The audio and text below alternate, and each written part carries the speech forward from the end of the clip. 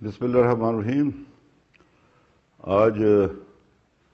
27 اکتوبر کا وہ منحوس دن ہے کہ جس دن اپنی بنائی ہوئی ریاست کا حکمران جو اپنی ریاست میں اپنی ریٹ کھو چکا تھا، اس نے ہندوستان کو یہ دعوت دی کہ وہ اپنی فوجیں کشمیر میں اتارے اس نام نہاد دستاویز کے حوالے سے کہ جو اس نے 26 تاریخ کو ہندوستان کی حکومت کے ساتھ طے کیا، کشمیر کے عارضی الحاق کا معاملہ۔ میرے بھائیوں، میں بہنوں بیٹیوں آپ سے گزارش کرنا چاہتا ہوں کہ تاریخ کو اس کے درست پیمانے میں دیکھنے کی ضرورت ہے کہ 22 اکتوبر کو مظفر آباد میں اس 100 سالہ شخصی حکومت کے خاتمے کا پہلا معرکہ ہوا،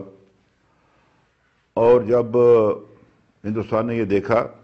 چونکہ ہندوستان کبھی بھی یا جواہر لال نہرو کبھی بھی یہ نہیں چاہتے تھے کہ کشمیر جو ہے ان کے قبضے سے باہر چلا جائے، تو ہری سنگھ کے ساتھ مل کر مہاراجہ ہری سنگھ کے ساتھ مل کے انہوں نے ایک عارضی الحاق کی ایک دستاویز تیار کروائی۔ اس کے بارے میں بہت ساری ایک اس کے تحقیق کرنے کی ضرورت ہے کہ کیا کوئی واقعی ایسی دستاویز تھی کہ جس میں مہاراجہ نے بھی دستخط کیے تھے۔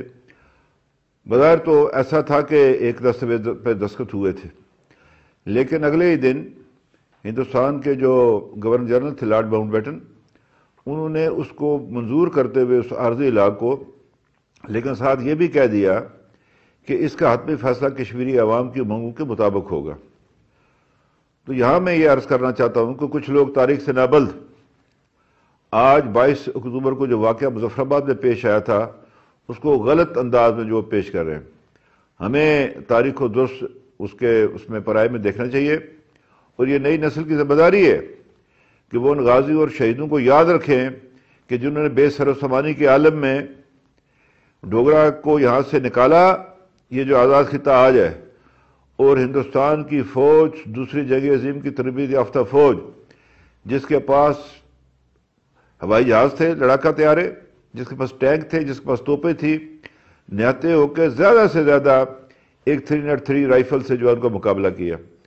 تو یہ جو 48 کی لڑائی ہے، جو یہ 13 مہینے کا جو یہ ایک آزادی کی جو جنگ لڑی گئی ہے، یہ اپنی مثال آپ ہے دنیا کی تاریخوں کے اندر کہ جب لوگ کسی بات پر اتفاق کر لیں، متفق ہو جائیں، متحد ہو جائیں، تو پھر ان کو شکست دینا جو ہے وہ کسی جارے یا غاصب کے بس کی بات نہیں ہے۔ تو آج یہ اب 72-73 سال ہو چکے ہیں، ہم اس کو یوم سیاہ کے طور پر مناتے ہیں، اور وہ اس لیے مناتے ہیں اس کو یوم سیاہ کے طور پر تاکہ مسئلہ کشمیر کو، جموں کشمیر کے مسئلے کو اس کے درست پیمانے میں پیش کیا جا سکے۔ تو میں اپنے اس طرف کے بھائیوں کو یقین دلاتا ہوں، اپنے بیٹیوں کو، اپنی بہنوں کو، اپنی ماؤں کو، اپنے بھائیوں کو، اپنے بزرگوں کو، کہ آپ اس تحریک کا حصہ ہیں، اور جب تک کہ آپ پر سے غیر ملکی افواج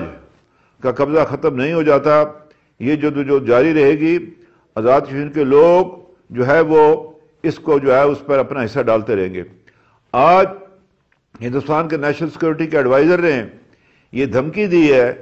کہ ہم یہ جنگ پاکستان اور چین کے اندر لے جائیں گے۔ جہاں تک پاکستان کا تعلق ہے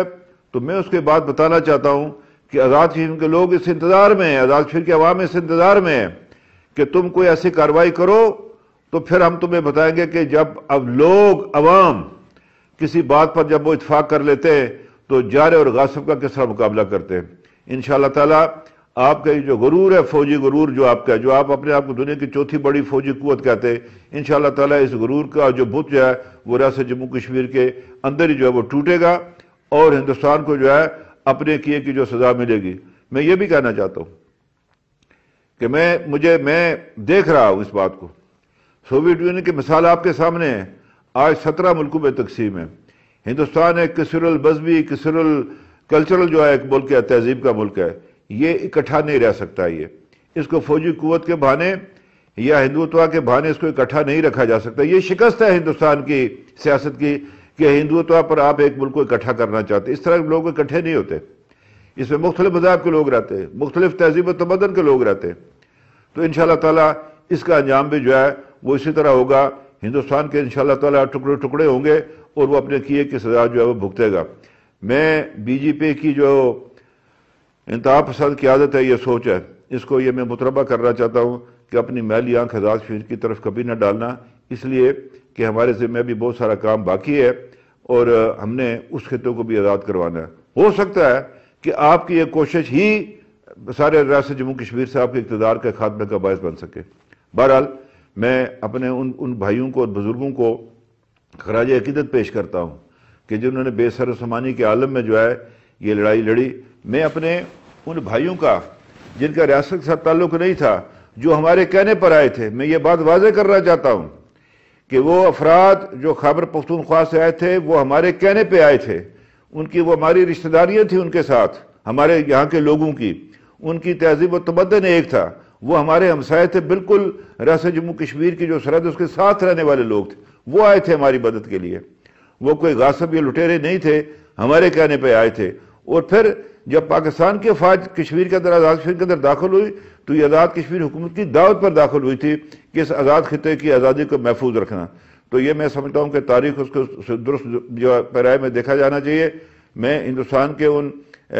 ایجنٹوں کو بھی کہنا چاہتا ہوں کہ جو لوگ سوشل میڈیا پر وہ جھوٹی تصویریں جو ہیں جس کو پوسٹ کرتے ہیں، وہ وقت دور نہیں ہے کہ جب آپ کے ساتھ بھی ہوگا۔ آپ بریگیڈیئر گنسارا سنگھ کی بھی تصویر دیکھ لیں نا، کہ جب اس نے گلگت میں ہتھیار ڈالے تھے، وہ دیکھ لیجئے، اس تصویر کو بھی دیکھ لیں، آپ اس کو دیکھ لیں، بریگیڈیئر گنسارا سنگھ کی تصویر کو، کہ جب اس نے وہ گلگت کا جو ہے کنٹرول جو ہے وہاں کے ناظم کے سپرد کیا، وہ تصویر بھی آپ دیکھ لیا کریں۔ میں سمجھتا ہوں کہ ہمیں تاریخ کو اس کے درست جو ہے پیرائے میں دیکھنا چاہیے۔ میں گلگت بلتستان کے عوام کو، آزاد کشمیر کے عوام کو مبارکباد پیش کرتا ہوں کہ انہیں بے سر و سامانی کے عالم میں یہ لڑائی لڑی اور یہ 32,000 مربع میل کا جو ہے حصہ جو ہے آزاد کروایا۔ ہماری جدوجہد تب تک جاری رہے گی کہ جب تک ساری ریاست جو ہے اس ہندوستان کا یہ فوجی قبضہ ناجائز ختم نہیں ہو جاتا اور ان کو رائے شماری کے ذریعے اپنے مستقبل کا جو ہے وہ حق نہیں مل جاتا۔ تحریک آزادی کشمیر زندہ باد، شہدائے آزاد جموں کشمیر زندہ باد، آزاد کشمیر زندہ باد۔